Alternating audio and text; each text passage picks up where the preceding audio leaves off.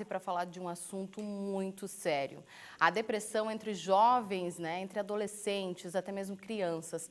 Não é de hoje que pesquisadores e profissionais da área da psicologia, da psiquiatria alertam para o aumento no número de casos nessa faixa etária. E aproveitando que nós estamos no Setembro Amarelo, que tem uma campanha mundial de prevenção ao suicídio, eu recebo o Luiz Fernando, que é psiquiatra, para a gente conversar sobre esse assunto e até mesmo para fazer um alerta para o nosso público. Boa tarde, seja muito bem-vindo ao Ver Mais. Boa tarde, obrigado, Sheila. Eu acho que é bem importante ter esse momento, eu agradeço pelo espaço. Falar sobre saúde mental e principalmente sobre suicídio é um ponto bem importante hoje, né? Luiz Fernando, a gente sabe que já de um tempo, né, muito antes da pandemia, já se falava num aumento de adolescentes, de jovens, com sintomas assim mais depressivos, com a saúde mental abalada. A pandemia potencializou essa questão também? De um modo geral, a gente pode dizer que sim, que houve um aumento no número de casos.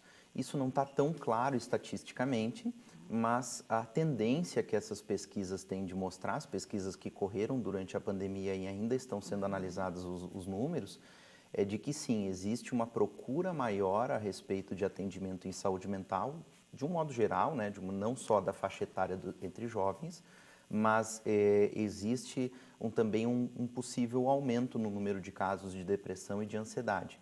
Acho que isso sim foi potencializado pelo isolamento social. E você, assim, o teu foco no atendimento no consultório é mais com crianças e adolescentes, né? O que você percebe, assim, como que elas chegam, o que elas relatam? Tem uma causa específica desse público sentir uma tristeza, se sentirem angustiados? Hoje a gente sabe que a maior causa relacionada ao suicídio propriamente é o fato de ter algum transtorno mental envolvido, né? A gente sabe que mais ou menos 90% de todos os suicídios têm alguma história de alguma dificuldade, algum transtorno mental envolvido, seja depressão, seja ansiedade, seja dependência química. E esse é um fator muito pré-estabelecido, já muito bem estabelecido. O que acontece? Eu trabalho hoje com crianças e adolescentes. Quando elas chegam para mim por exemplo, ideias sobre morte ou ideias sobre suicídio, já tem um quadro depressivo instalado, ou já tem um quadro ansioso instalado, ou já tem dificuldades escolares. Então, tudo isso já está ocorrendo há um tempo e o que aparece do suicídio ou da ideia sobre morte é basicamente a pontinha que está aparecendo ali. Mas a hora que a gente vai analisar isso com mais cuidado, isso acaba aparecendo o que está por baixo, né? Então, às vezes a gente encontra disfunção familiar, às vezes a gente encontra sintomas depressivos. Um outro fato que é importante mencionar aqui é que a depressão ela não tem uma causa única, né? A gente não desenvolve depressão por um momento específico acontecido na nossa vida, ocorrido, né? A gente desenvolve a depressão por basicamente o somatório de dois fatores. Um é o fator genético que a gente carrega a respeito da nossa família, né? Se alguém na minha família teve depressão, eu tenho maiores chances de desenvolver depressão.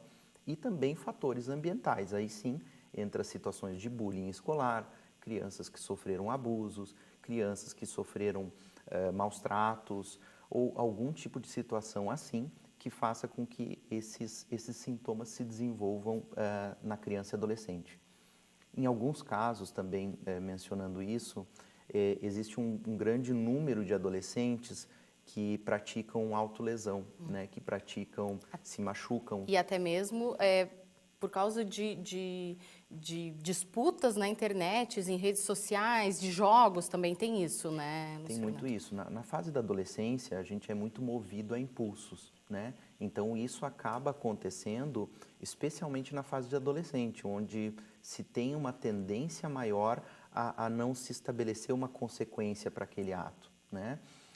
O próprio amadurecimento do cérebro, né? As pesquisas que vêm sobre o nosso amadurecimento do cérebro, elas estabelecem que na adolescência a gente é realmente mais impulsivo, a gente não mede muitas consequências.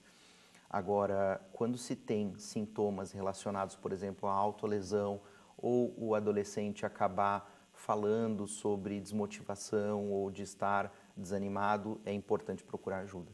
Como que nós, as famílias, assim, como que a gente pode, né, a mãe, o pai, observar, acender o alerta e procurar ajuda? O que que a gente tem que ficar de olho?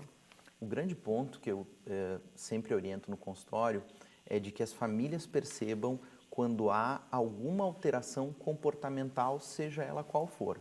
Meu filho dormia muito, ele sempre dormiu muito e agora ele não tem dormido mais tanto.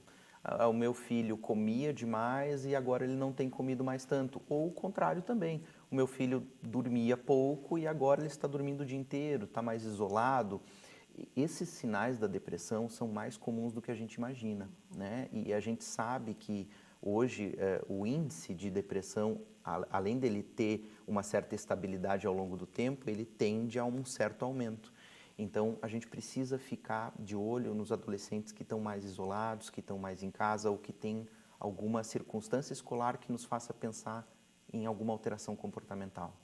Tá certo. Eu espero que essa nossa conversa tenha ajudado o pessoal de casa, né, que pode estar passando por essa situação. Muito obrigado, Luiz Fernando. Eu Até a que agradeço. próxima. Obrigado, Sheila.